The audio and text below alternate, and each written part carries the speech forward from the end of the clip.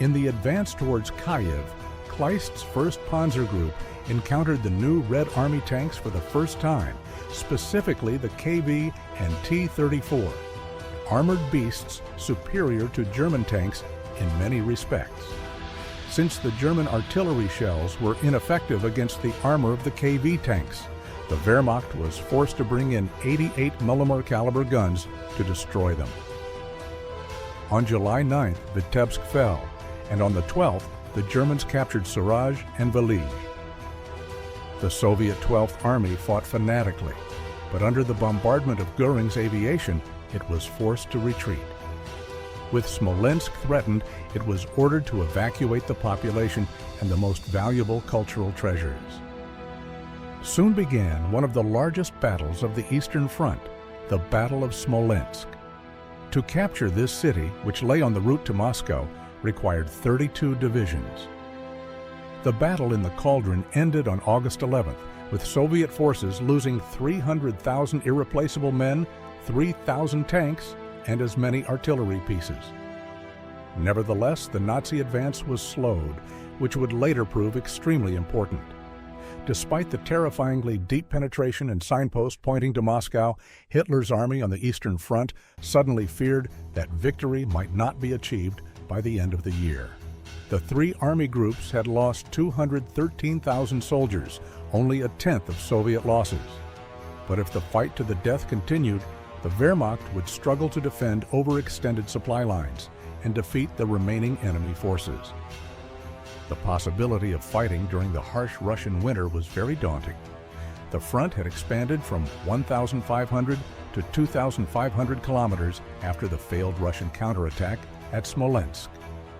Hitler made a mistake by ordering Army Group Center to go on the defensive, while the northern and southern flanks continued to advance towards Leningrad and Kyiv. Fedor von Bock disagreed with this idea, but many commanders supported the plan to first capture Ukraine's agricultural wealth. Stalin compounded Hitler's mistake with an even greater one. The Soviet leader knew nothing about the concept of deep defense and refused requests for strategic withdrawals, persistently demanding that positions be defended to the last man, leading to many armies being encircled and destroyed. On July 29th, Zhukov warned him that Kyiv would be encircled and that the Ukrainian capital needed to be abandoned, to which the leader replied that he hadn't heard such nonsense in a long time. This recklessness would lead to the largest encirclement in military history.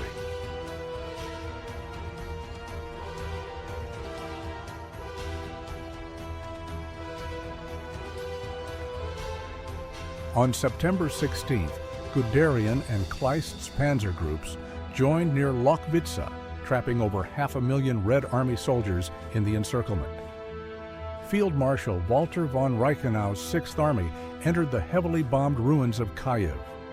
Further south, the German 11th and Romanian 4th Armies moved towards Odessa. The next target for Army Group South would be Crimea, with its major naval base at Sevastopol and Krasny Kavkaz. German morale soared again, and the conquest of Moscow became realistic. To Halder's relief, Hitler also realized this. On September 6th, he issued Directive Number 35, authorizing the advance towards the Soviet capital, and on September 16th, Field Marshal Fedor von Bock issued the first order to implement Operation Typhoon. In the north, the situation for the Red Army was no better. On September 8th, the Wehrmacht closed the ring around the industrial center of Leningrad by capturing Schlisselburg, initiating the bloodiest siege of a city in history. At the beginning of the month, Lieutenant Yakov Djugashvili, Stalin's son, was captured. He would die in a Nazi camp as his father refused to negotiate for his release, saying briefly, "It would have been better if he had never been born. Why should he be different from other Red Army soldiers?"